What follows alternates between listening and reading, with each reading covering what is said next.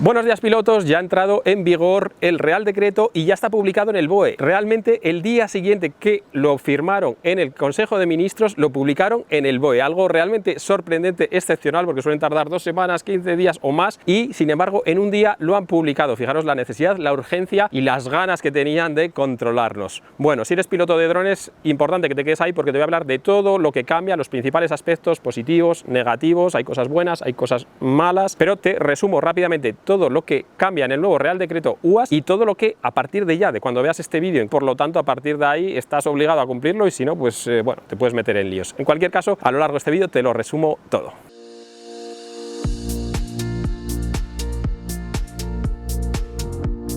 Si te fijas, la aprobación de este Real Decreto me ha pillado trabajando, realizando unas formaciones sobre inspección de presas y diferentes infraestructuras para trabajadores de Iberdrola y desde aquí mismo te grabo este vídeo. Les he estado explicando hace unos días lo que había que cumplir y ahora con el Real Decreto pues les tengo que explicar todo de nuevo porque todo vuelve a cambiar. En el vídeo que publiqué en el momento que se aprobó el Real Decreto hablaba de esos aspectos negativos que realmente nos iban a condicionar mucho a los pilotos de drones y en este vídeo te voy a hablar de los positivos y también de otros negativos que hay. Creo que es importante conocerlos todos porque como te digo los vas a tener que cumplir. Vamos a empezar por los positivos, ya que la otra vez hablé de los negativos, pero en esta ocasión vamos a empezar de lo más positivo del cambio en el Real Decreto y es referente a los CTRs, vuelo en CTRs, vale, a partir de ahora se puede volar en CTRs hasta 60 metros de altura sin tener que hacer ninguna coordinación, sin tener que hacer ninguna comunicación, sin tener que hablar con el aeropuerto, sin tener que tener el carnet de radiofonista y los EAROS y bueno, todo lo que nos exigían antes, es decir, de forma recreativa, de forma profesional, en categoría abierta, en categoría específica en un momento dado, podríamos volar en CTR hasta 60 metros de altura. Si queremos volar más alto de los 60 metros, que para la mayoría de las operativas no va a ser necesario, o por lo menos yo lo evitaría en esos lugares, habría que hacer una coordinación como antes, es decir, carnet de radiofonista, estudio de aeronáutico de seguridad, coordinación con el propio CTR, aprobación o evidencia de coordinación de ese EARO, bueno, pues todas las limitaciones y todas las coordinaciones que había que hacer antes. Luego el día del vuelo pues hay que hacer el plan de vuelo, había que llamar a la torre de control, etcétera, etcétera. No voy a entrar porque eso es lo que había que hacer antes y ahora solo habría que hacer eso si queremos volar más alto de los 60 metros. Así que como digo, el aspecto más positivo de lo que cambia en el Real Decreto es que nos permite volar en CTRs en cualquier sitio, bien sea ciudad, bien sea fuera de entorno urbano, si es CTR, pero ojo, hay que tener en cuenta otra serie de restricciones. Si estás en ciudad, comunicación al Ministerio del Interior. Si estás en CTR y hay otra serie de restricciones, pues atender a las otras restricciones. Esto solo para CTR. Por otro lado, si vas a volar CTR, pero lo que es la zona ATZ, es decir, alrededor del propio aeropuerto, el propio aeródromo, la torre de control, ya va a depender del tamaño del aeródromo, del aeropuerto, si son 5 kilómetros u 8 kilómetros, o si estás en el eje de pista o estás paralelo. Todo eso, si quieres conocer más información, en droneguru.es hay un post en el que tienes el Real Decreto completo y por otro lado tienes un resumen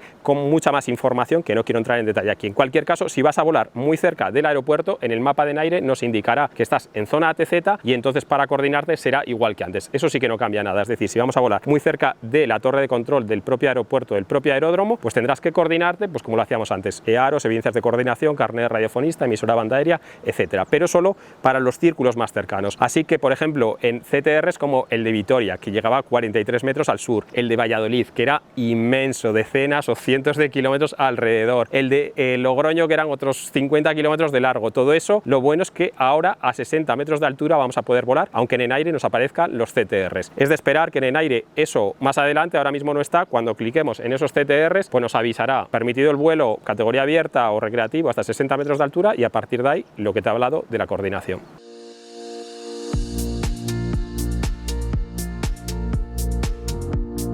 Segundo aspecto positivo del nuevo Real Decreto de cara a los pilotos de drones, referente al seguro, bien sea recreativo o profesional. Ya no va a ser obligatorio, es decir, ya no es obligatorio tener un seguro de responsabilidad o de daños a terceros como hasta ahora, que era...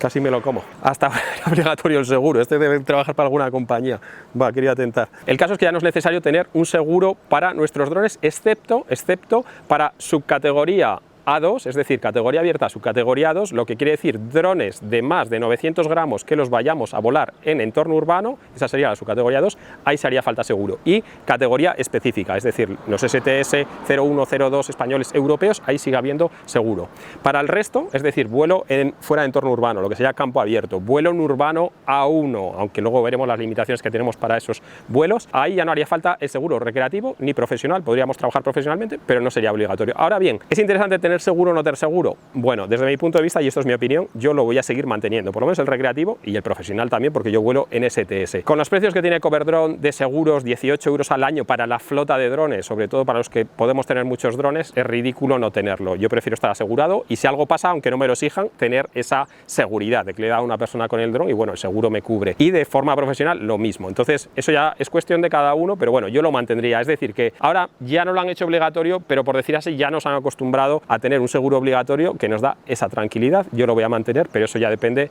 de vuestro criterio.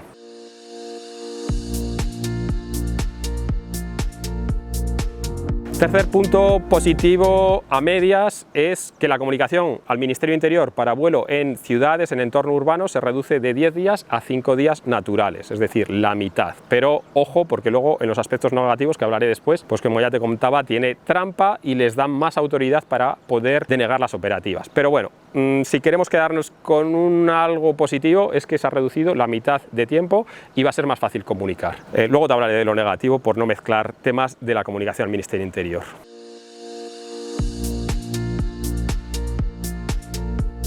Otro de los aspectos positivos de que se haya aprobado el Real Decreto es que ahora con cualquier dron en categoría abierta ya no tenemos la limitación de los 20 metros de altura con los drones minis. Ahora podríamos subir hasta 120 metros de altura, es decir, lo máximo, o incluso superar según si tenemos obstáculos, un edificio y lo queremos superar por encima hasta 15 metros. Y por último, el último punto que yo considero de alguna forma positivo y por buscarle el vaso medio lleno es que las comunicaciones o las zonas de medio ambiente, quiero entender las zonas CEPA y las zonas MITECO, porque no lo dejan muy claro, se van a realizar una serie de solicitudes unificadas, es decir, que desde una misma, supongo que portal o vía o solicitud o formulario se puedan aplicar de una forma más homogénea a todas las zonas medioambientales, MITECO y CEPA de España, que ahora mismo estaban regidas por cada una de las comunidades autónomas o por cada una de las provincias y al final era bueno, una maraña de confusión, porque aquí en Castilla y León, donde me encuentro, era muy fácil volar en zona CEPA, aquí los drones no molestan a las aves, mientras que si te vas a Cataluña o te vas a La Rioja o te vas a País Vasco o te vas a otras comunidades, parece que los drones es casi como una escopeta que estás disparando a los pájaros. Esa gran diferencia de regulaciones entre cada una de las comunidades ahora se va a unificar, se va a hacer toda la solicitud por una vía única y espero que sea más flexible, más rápido de gestionar y más permisivo que hasta ahora, porque como digo, hay comunidades como Castilla y León que chapó porque si no molestas a las aves directamente te dicen que puedes volar y otras comunidades que son súper restrictivas o te prohíben el vuelo en zonas de medio ambiente si no es para uso profesional muy justificado. Y una pequeña pausa de publicidad, y es que a pesar de que nos quieran hacer la vida imposible, el Drone Future se va a celebrar este año en su cuarta edición. Apunta estas fechas, 18, 19 y 20 de octubre. La verdad es que ese fin de semana va a ser el fin de semana de los drones, de los pilotos, en los que vamos a tener un montón de pruebas, de exhibiciones, de grandes ponentes y creadores de contenido que van a estar ahí con nosotros, y sobre todo de que puedas volar con libertad y acompañado de otros pilotos, de resarcirnos de estas normativas y regulaciones tan prohibitivas y de pasarlo genial. Si has estado otros años ya sabes de lo que te hablo y te espero este año en el Drone Future, y si no has estado nunca no lo dejes pasar porque va a ser un grandísimo evento. La verdad es que hay muchas sorpresas, es un programa muy interesante, hay novedades que ni yo mismo he visto nunca en el mundo drone y que nos van a encantar. Yo ya tengo ganas de que llegue, así que en unos días lanzaré el programa, abriremos inscripciones, te daré más información y también habrá muchos regalos tanto para las entradas presenciales como online, porque hay nuevos patrocinadores. Vamos a tener a Canarias Stock, que nos va a dar un montón de premios para los sorteos. Va a estar como siempre CSA y CrowdStrike apoyando este evento desde el mundo de la ciberseguridad. Vamos a tener también a La Rioja Turismo, a Aro, capital del Rioja, y este año también repite UMAES, que nos va a hacer un show outdoor como las que ya estamos acostumbrados, espectaculares, pero por primera vez una coreografía de drones indoor de manos de UMAES. Ya te digo que va a estar cargado de novedades, así que atento porque en una semana aproximadamente abriremos inscripciones, lo anunciaré y a partir de ahí podrás apuntarte al Drone Future. Nos vemos por ahí y bueno, ahora lo que toca, seguir hablando de normativa. Y bueno, hasta ahí los puntos que le encuentro positivos y positivos por decir algo. Ahora vamos a por los negativos. El otro día ya te adelanté 3, te los voy a resumir rápidamente aquí, pero vamos a hablar de otra serie de aspectos que no son favorables o que no son positivos desde mi punto de vista. Primero, comunicación al Ministerio de Interior. Ya te he dicho antes que la parte positiva es que se reducía a 5 días. La parte negativa es que antes Policía Nacional no te podía denegar una operativa, es decir, solo te podía avisar y proponerte para sanción a esa, que bueno, no te la podían denegar, pero era casi lo mismo, te voy a poner una multa si lo haces o le voy a avisar a esa si incumplías algo o si no habías cumplido los plazos de los 10 días hábiles. Y de hecho a mí me ha pasado muchos casos en los que lo has solicitado 14 días antes, naturales son 7, 8 y te deniegan la operativa en pro de la protección ciudadana y de la seguridad. Digo, ¿qué tiene que ver que vosotros os hayáis dado por enterado 14 días antes, que el tiempo sea 8 días hábiles y que atendiendo a la ley de protección ciudadana me deneguéis la operativa y me impidáis trabajar? Y al final, pues lo que digo yo, no sé si las fuerzas y cuerpos de seguridad se van a dedicar a que los profesionales o los pilotos recreativos no podamos trabajar, no podamos ganarnos el pan, pues apaga y vámonos, porque poco tenemos que hacer en este sector y en este país si nos impiden trabajar. Y a partir de ahora, como te digo, fuerzas y cuerpos de seguridad van a tener esa potestad, esa autoridad de denegar las operativas si lo consideran. Supuestamente tendrán que atenerse a la verdadera peligrosidad de ese vuelo, que no vayas a volar sobre concentración de personas, en una manifestación, en una procesión, en fiestas populares, etc. Por otro lado, en el anterior Real Decreto había un limbo, un hueco legal, que era que si volábamos drones de menos de 250 gramos en recreativo, en entorno urbano, podías realizarlo sin tener que hacer la comunicación. Entonces, bueno, si volásemos con un Mini y no lo estamos haciendo de forma profesional, no había que hacer esa comunicación, lo que nos da un respiro para llegar a un pueblito, para llegar a una ciudad, para llegar a un sitio que fuese permitido volar, aunque fuese entorno urbano, sacar el dron y hacer unas grabaciones. Yo siempre llevaba un Mini para ese tipo de vuelos, aunque luego los profesionales los hiciese con los Mavic, con drones más grandes. Ahora mismo ese hueco al que yo me acogí para volar en esas situaciones desaparece y cualquier vuelo en entorno urbano, bien sea con un dron de 250 gramos, con un dron de peso mayor, en categoría abierta, en categoría específica, tiene que pasar la comunicación al Ministerio Interior 5 días. Así que, como ves, bien, o aspecto positivo, el hecho de que se reducía, aspecto negativo, el hecho de que se mantenga, lo primero, porque es algo ilegal el saber la posición de los pilotos, los datos de los pilotos, el lugar en el que están y lo que van a hacer, salvo que se ajuste a la protección de los ciudadanos, que eso es lo que dicen, como es tan peligroso que puede ser un atentado contra la seguridad de los ciudadanos y por lo tanto tenemos que controlar esa operación 5 días antes, por lo que sí o sí tenemos que comunicarlo. Segundo punto es que ahora, como te decía, lo pueden denegar, y tercer punto es que no hay ningún resquicio, con todos los drones, independiente del peso, lo tenemos que hacer. Así que, como ves, muy negativo este punto, nos va a restringir mucho, va a restringir las operaciones profesionales y va a restringir también las operaciones recreativas. Si quieres ir al parque con tu hijo a volar tu dron de 250 gramos en una ciudad, pues bueno, pues llévate merienda para 3, porque Policía Nacional seguramente te va a acompañar y va a estar contigo de la mano volando tu dron de 250 gramos junto a tu hijo, y todo eso si lo has comunicado 5 días antes. Me parece ridículo, me parece una sobrecarga de trabajo a la administración innecesaria, me parece un gasto público innecesario, me parece una estupidez somera y me parece que al final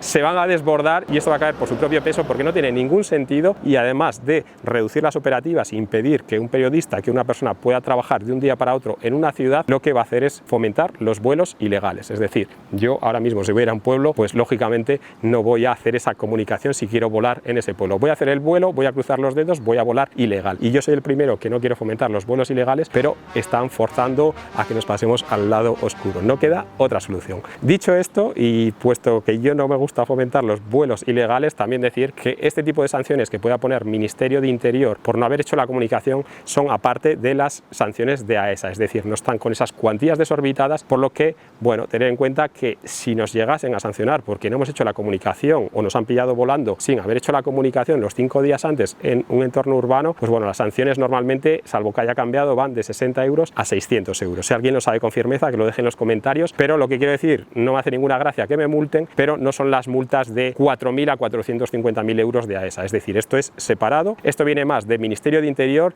de su obsesión por la peligrosidad de los drones y de su obsesión por proteger a los ciudadanos de los pilotos de drones.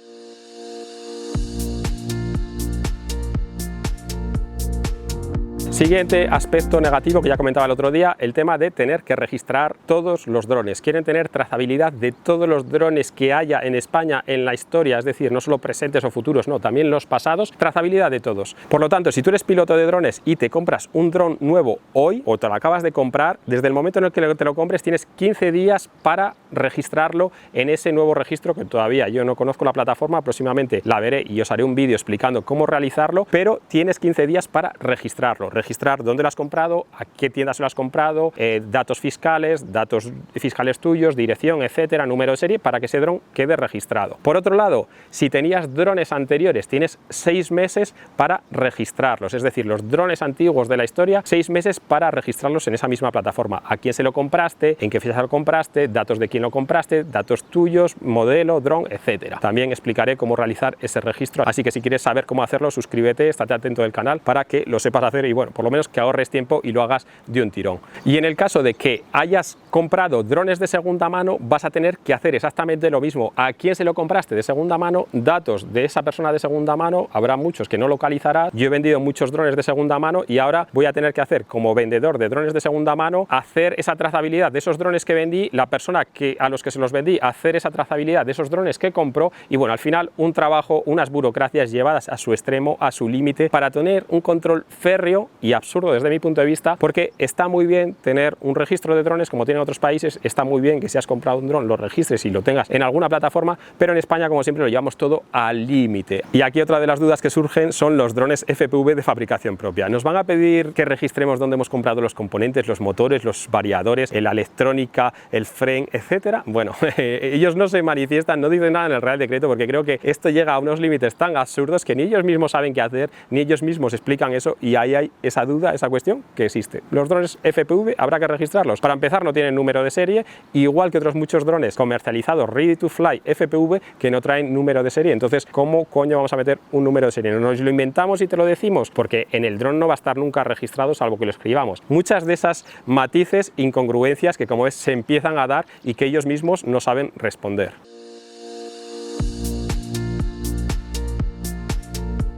Siguiente punto negativo que ya lo comentaba en el vídeo anterior y es el vuelo en entorno urbano. Prácticamente en categoría abierta sí nos dicen ahora puedes volar con los drones C0, con los drones C1, con los drones C2 porque hemos aprobado la normativa europea y ahora sí, ahora somos de Europa y tenemos un Real Decreto que lo dice. Pero ojo, en el Real Decreto aparte añaden de España su propia coletilla y dicen no se puede volar ningún tipo de edificio, de casa, de parcela, de jardín, de huerto, de patio interior sobre un edificio, es decir, sobrevolar edificios o cualquiera de estos elementos que te he dicho alrededor de un edificio, prohibido totalmente con ningún dron, ni menos de 250 gramos, ni C1 ni C2. Si estamos volando con drones de 250 gramos, nos podremos acercar a las fachadas de los edificios, no pone límite, así que es de entender hasta que te choques, no ha puesto ni un metro. Si estamos volando con drones C1, es decir, los que van de 250 gramos a 900 gramos, Mavic 3 Classic, Mavic 3, Mavic Air 3, con esos drones no nos podremos acercar de la fachada de un edificio menos de 10 metros, es decir, tenemos que mantener ese margen de distancia. Y si estamos volando con drones de más de 900 gramos, Mavic 3 Pro por ejemplo, no nos podremos acercar a la fachada de un edificio menos de 30 metros. Así que como ves, volar en categoría abierta en entorno urbano es altamente ridículo y la única opción que prácticamente yo veo viable es volar o en grandísimas avenidas, que sería algo muy raro porque sobrevolarías coches, etcétera, personas, que tampoco está permitido, o volar en grandes parques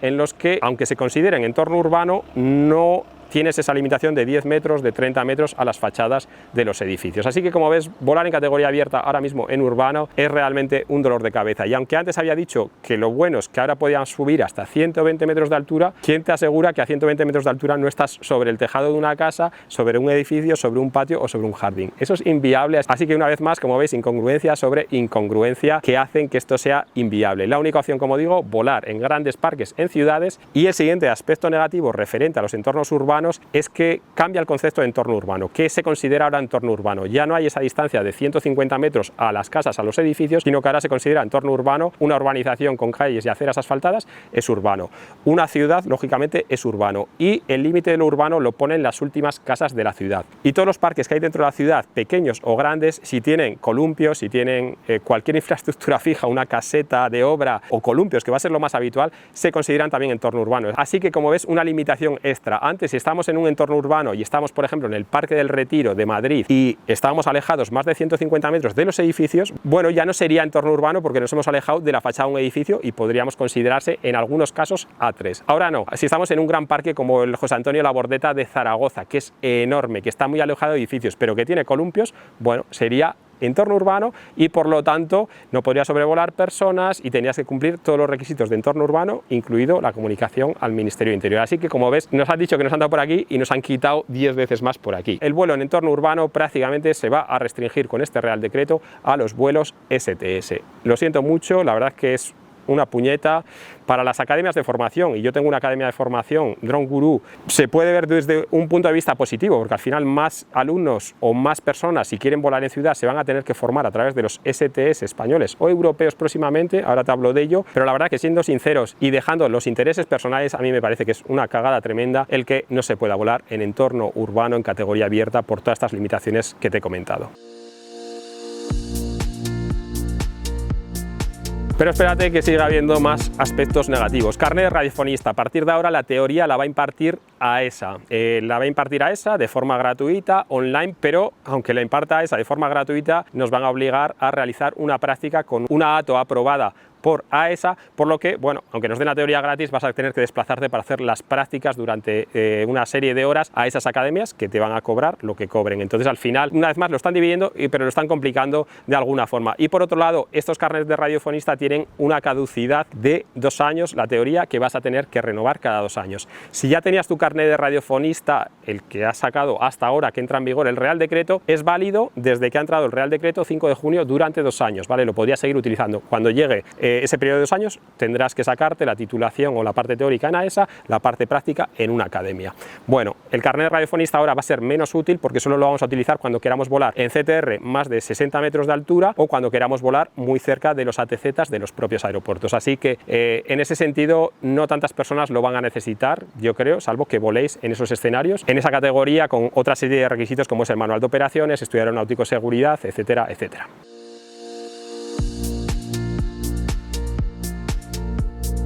Otro aspecto que no me gusta nada y que me da mucho miedo, y veremos en qué acaba, es que ahora las zonas geográficas de UAS que ellos llaman, es decir, las zonas donde se puede o no se puede volar, que aparecen en ENAIRE y que me imagino que próximamente ENAIRE actualizará el mapa y lo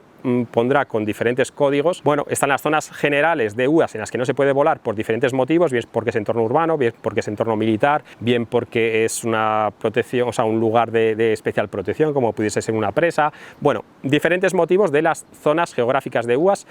generales, igual que lo teníamos antes, zonas en las que no se puede volar por determinados motivos que yo los entiendo, y bueno, hasta ahí todo de acuerdo, pero lo que incluyen en este nuevo Real Decreto es que se pueden crear zonas geográficas de UAS particulares en las que una empresa privada, un particular en un momento dado o un monasterio, imagínate, u otra serie de entidades o de personas físicas o jurídicas podrían decir: no, es que este terreno es mío y yo no quiero que vuelen drones aquí por este motivo o por el otro. Lo tendrían que justificar, eso sí, pero el CIDETMA se encargará de analizar esas solicitudes y, si las aprueba, esas personas privadas, físicas o jurídicas podrán tener un espacio restringido al vuelo de drones si CIDETMA lo considera oportuno, lo que me parece muy peligroso, conociendo lo que está pasando en este país, conociendo el mamoneo que hay, y que va a haber muchos intereses en que muchas empresas privadas digan: esto es un espacio que lo quiero declarar como zona geográfica de UAS particular y por este motivo no quiero que sobrevuelen los drones. Y si ellos lo aprueban, una vez más ampliarán el mapa de las zonas que no se puede volar, lo que me parece muy peligroso, y habrá que ver con qué criterio y con qué seriedad y objetividad CIDETMA aprueba o deniega estas solicitudes, pero de momento me da mucho miedo lo que pueda pasar con esas zonas geográficas particulares. Y un último punto negativo, que no es que empeore, sino que se mantiene como estaba, que es que el régimen sancionador de vuelo de UAS a través de AESA se mantiene con las mismas cuantías ridículas. Si estamos volando en recreativo, creo que eran de 4.000 a 450.000 euros. Si estamos volando en profesional, de no sé si eran 6.000 a millones de euros, que es ridículo. Eso son ridículas las cuantías que están estipuladas en base al código aeronáutico. Lo más curioso es que se ha intentado, ya se intentó en el Real Decreto anterior, que esas cuantías ridículas por el vuelo de un dron de 250 gramos en entorno urbano se redujesen muchísimo, y lo han denegado porque no les ha dado la gana desde Aviación General a que esas cuantías se reduzcan. Para tener ese miedo, para tener ese temor y para que los pilotos no incumplan ninguna de estas miles de trabas legales que nos están poniendo, la verdad es que es ridículo que se vea que es absurdo, que se vea que está totalmente desproporcionada esas cuantías, que las intenten o las propongan reducir hasta en 10 veces menos y que les digan que no, que esas cuantías se quedan como está. Así que muy mal, no ha cambiado nada, pero tampoco ha cambiado para bien.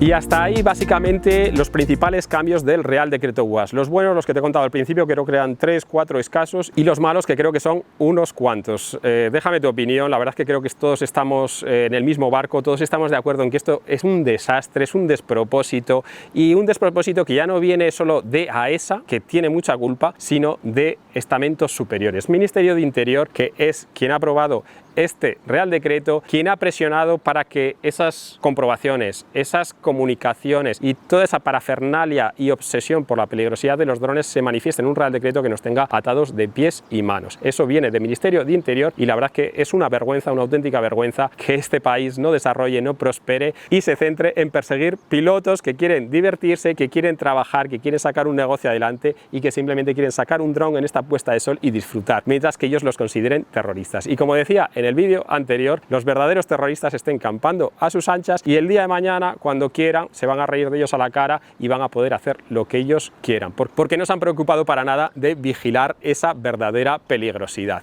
Y lógicamente un terrorista no va a poner en el registro de drones Al-Qaeda o dónde ha comprado el dron o para qué lo va a utilizar. Eso no lo va a hacer, pero cuando lo haga, como digo, las fuerzas y cuerpos de seguridad y nuestro querido Ministerio de Interior no va a estar preparado, porque no lo van a ver venir, no van a estar preparados para saber qué drones utilizan o qué frecuencias utilizan esos drones, porque los que han redactado esta ley no tienen ni idea de qué frecuencia utiliza un Mavic 3 o qué frecuencia utilizaría un FPV con una controladora E7 que haya comprado en AliExpress. No tienen ni puñetera idea, y eso es en lo que tenían que dedicar todos los esfuerzos de la peligrosidad de los drones, en prevenir, en buscar esos puntos ciegos, en tratar de detectar o inhibir diferentes frecuencias de drones, en ver los puntos en los que esas frecuencias o esos posibles atentados o terroristas se pondrían para tratar de hacer mal en cualquier ciudad. Eso es lo que tenía que trabajar, y no en perseguir a pilotos que simplemente queremos disfrutar, queremos trabajar o queremos sacar nuestro dron sin ninguna intención de hacer un atentado. Creo que hay una grandísima diferencia, creo que es un grandísimo error, y el día de mañana, cuando algo pasa, pues como digo, entonces habrá que buscar responsables. Bueno, hasta aquí lo que ha cambiado en el Real Decreto. Y por otro lado, otra cosa que ha cambiado, aunque no es del Real Decreto, que es de AESA, es las formaciones STS. Recuerda que hasta el 30 de agosto puedes hacer tus declaraciones operacionales en STS ES, es decir, el de España 01 o 02, hasta el 30 de agosto las puedes hacer, y en ese caso podrás estar operando hasta el 31 de diciembre de 2025. Si no has hecho las declaraciones del STS antes del 30 de agosto, a partir de esa fecha la única forma de volar en STS 01 o 02 será hacer las conversiones a los escenarios estándares europeos, y para eso tendrás que hacer un examen de conversión en una academia, que bueno, más adelante haré un vídeo porque nosotros desde Drone Guru Ibérica Drone lo vamos a impartir, y tendrás que hacer esa adaptación. Y en cualquier caso, a partir del 1 de enero de 2026, todos los pilotos STS en categoría específica que no hayan hecho esa adaptación la van a tener que hacer. Es decir, hasta el 1 de enero de 2026, por decir así, es opcional según si vas a volar o no. Tendrás que tener también un dron C5 para poder volar luego en entorno urbano, de todo eso hablaré más adelante, y a partir del 1 de enero de 2026 va a ser obligatorio. Otro cambio que nos va a condicionar mucho a las academias, a los formadores, a los drones que volamos en ciudad, a los pilotos,